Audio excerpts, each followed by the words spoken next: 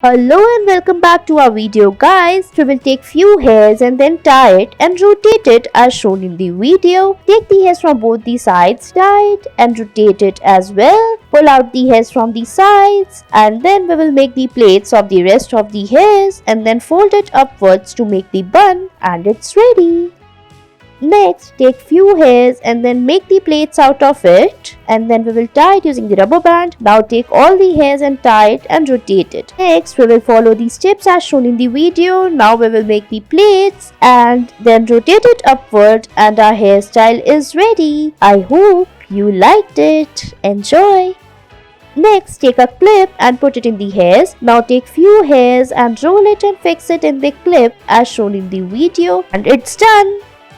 Next, we will tie all the hairs using the rubber band and fix them in the between. After that, roll the hairs and fix it as shown in the video. Now we will follow the steps and it's done. Thanks for watching.